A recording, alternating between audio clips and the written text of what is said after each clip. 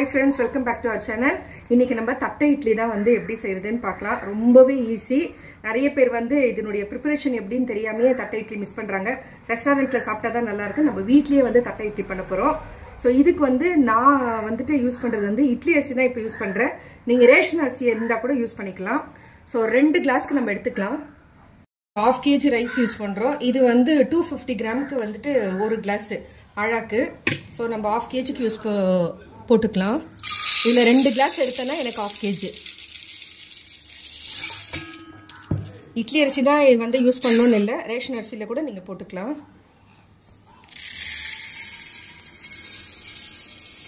So எதில் நீங்கள் கிளாஸில் மெஷர் பண்ணுறீங்களோ அதே தான் திரும்ப யூஸ் பண்ணணும். ஸோ இப்போ நம்ம 2 எடுத்துருக்கோம். இதில் வந்து 1/2 கிளாஸ்க்கு வந்து உளுந்து, நார்மலாக நம்ம இட்லிக்கு ஊற வைக்கிற மாதிரி தான். ஸோ 1/2 வந்து உளுந்து சேர்த்தாச்சு. இது வந்து கெட்டி அவுல் எடுத்திருக்கேன். இது வந்து அதே மாதிரி உளுந்து எவ்வளோ சேர்த்திங்களோ அதே மாதிரி 1/2 இதுக்கு. நெக்ஸ்ட்டு வந்து 1/4 கப்புக்கு வந்துட்டு ஜவ்வரிசி எடுத்திருக்கேன். அவ்வளோதான் போதும். இது ஆக்சுவலாக வந்துட்டு அரிசி, அவுல், ஜவ்வரிசி வந்து ஒன்றா ஊற வைப்பாங்க. உளுந்து வந்து தனியாக ஊற வச்சு செய்வாங்க.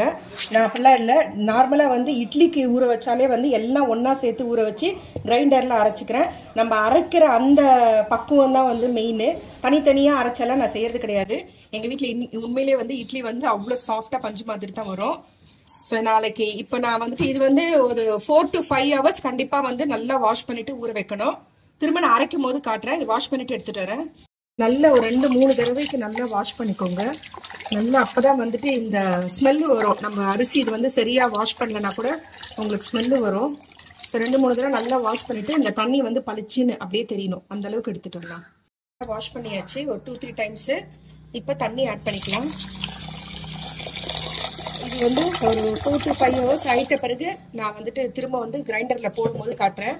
இப்போ நிறைய பேர் வந்து சொல்கிறாங்க மாவு வந்து புளிக்கிறது இல்லை. ஸோ மாவு புளிச்சு வந்தால் தான் உப்ரி ஆனாதான் நெக்ஸ்ட் டே நீங்கள் இட்லி ஊற்றினாலும் சரி, தட்டை இட்லி பண்ணாலும் சரி, நல்லா வந்து சாஃப்டாக இருக்கும். ஸோ அந்த மாதிரி உப்ரி ஆகாமல் இருந்துச்சுன்னா நீங்கள் இப்போ கழுவிட்டு வந்து ஊற வைக்கும் போது நீங்கள் நல்ல தண்ணியே போட்டு ஊற வச்சிட்டிங்கன்னா அதே தண்ணியிலேயே வந்து நீங்கள் அரைச்சிங்கன்னா உங்களுக்கு பர்ஃபெக்டாக இருக்கும். இப்போ சம்மர்லலாம் வந்து அந்த மாதிரி நீங்கள் அரைக்கக்கூடாது. வின்டர் டைமில் நீங்கள் அந்த மாதிரி அரைச்சா பரவாயில்ல, கரெக்டாக இருக்கும். சம்மர்லலாம் நீங்கள் அதே தண்ணியில் அரைச்சிங்கன்னா மாவு சீக்கிரம் வந்து புளிக்க ஆரம்பிச்சிடும். ஸோ 4 to 5 hours கழித்து நம்ம பார்க்கலாம். ஃப்ரெண்ட்ஸ், ஒரு 5 hours ஆயிடுச்சு. நல்லா ஊறிட்டு இருக்கு. இப்போ நம்ம கிரைண்டரில் போட்டு அரைச்சிக்கலாம். இதை நான் வந்துட்டு இந்த தண்ணி வந்துட்டு அப்படியே தான் போட்டு நம்ம அரைக்க போகிறோம். ஸோ சம்டைம்ஸ் வந்துட்டு சம்மரில் வந்துட்டு உங்களுக்கு சீக்கிரம் வந்து புளிச்சிரும். இப்போ மழை நாள், குளிர் நாள்லாம் இருந்தால் வந்து புளிக்கிறதுக்கு லேட் ஆகும். ஸோ நான் சொன்ன மாதிரி அந்த தண்ணியிலேயே வந்துட்டு நல்ல தண்ணி ஊற்றிட்டு அதுலேயே அரைச்சிங்கன்னா அப்போ கரெக்டாக இருக்கும், புளிச்சு வந்துடும். இல்லை சம்மரில் வந்துட்டு ஜாஸ்தி புளிக்கிறதுனால அந்த தண்ணியை ஊற்றிட்டு வேறு தண்ணி ஃப்ரெஷ்ஷாக ஊற்றுனீங்கன்னா கரெக்டாக இருக்கும். நான் வந்துட்டு கொஞ்சம் எனக்கு வேணுமா இருக்குது, கொஞ்சம் அந்த ப்ளஃபியாக வேணுன்றதுக்காக அதே தண்ணியை ஊற்றி நான் அரைக்கிறேன்.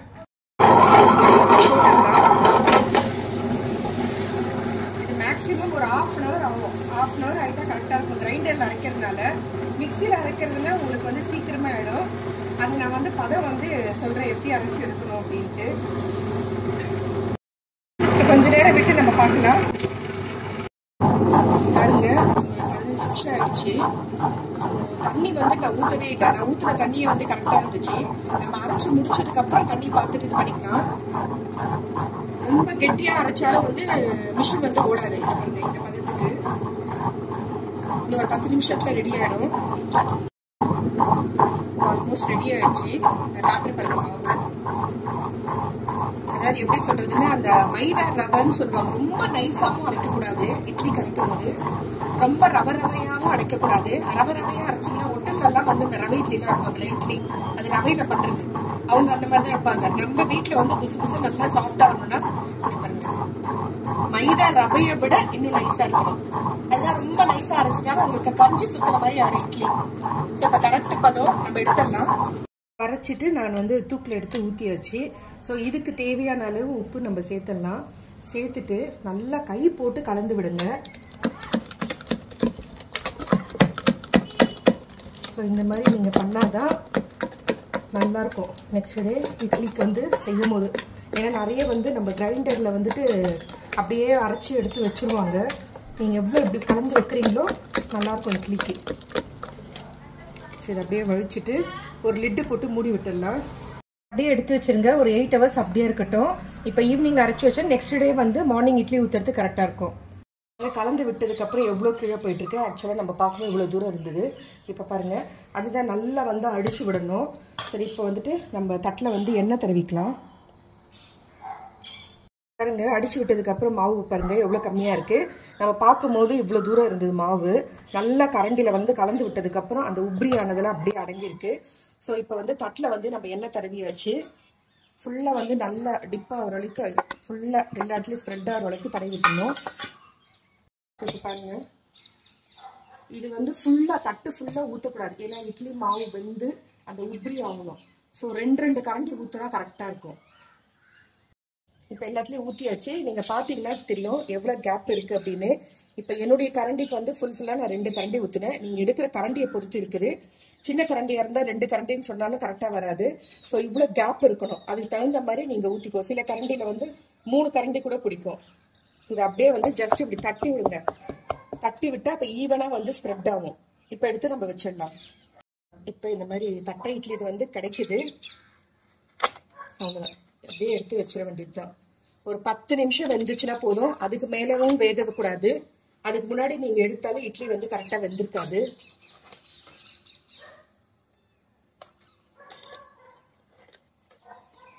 அவ்வளோதான், இந்த மாதிரி லாக் ஆகிடும். பாருங்க, தண்ணி கொதிக்க ஆரம்பிச்சிருச்சு.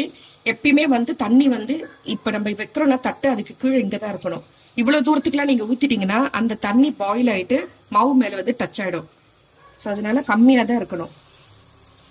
10 நிமிஷம் ஆயிடுச்சு. நான் ஆஃபும் பண்ணிட்டேன். கொஞ்சம் அந்த கூலிங் கம்மியாக இருக்கும். இப்போ நம்ம எடுத்துடலாம். ஸோ இப்போ எடுத்துடலாம்.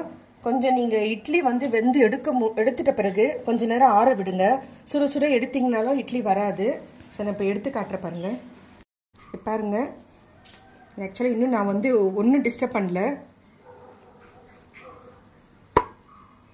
பாருங்க, நல்லா பஞ்சு போல் கரெக்டாக வந்து செம்ம சாஃப்டாக இருக்குது பாருங்க. அந்த திக்னஸ் பாருங்க. நான் வெறும் இது மேலே வந்து தண்ணி தெளிச்சு விட்டேன். அதே மாதிரி வந்து இட்லி வந்துட்டு ஒரு 5 மினிட்ஸ்க்கு அப்படியே விட்டுட்டேன் இட்லி குண்டான்லேயே. ஸோ கொஞ்சம் அந்த கூலிங் கம்மியாகிறதுக்காக ஜஸ்ட் நீங்கள் அப்படியே தட்டினீங்கன்னா போதும்.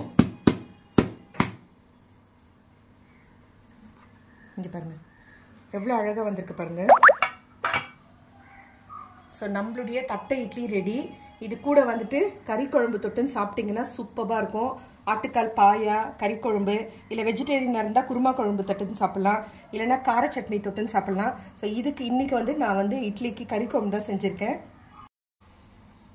ஸோ இந்த குழம்பு வந்து சிக்கன் சாறு பண்ணியிருக்கேன். இதுவும் நான் வீடியோ போட்டிருக்கேன். நெக்ஸ்ட்டு வரும் வீடியோ இது இன்னும் அப்லோட் பண்ணல.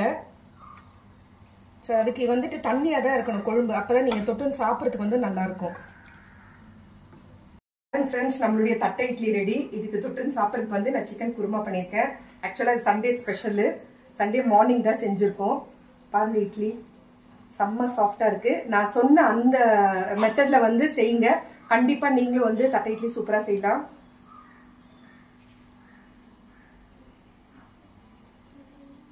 இதுக்கெல்லாம் வந்து பர்ஃபெக்டாக வந்து குருமா குழம்பு கறி குழம்பு அதுதான் வந்து டேஸ்ட்டு நல்லாயிருக்கும்.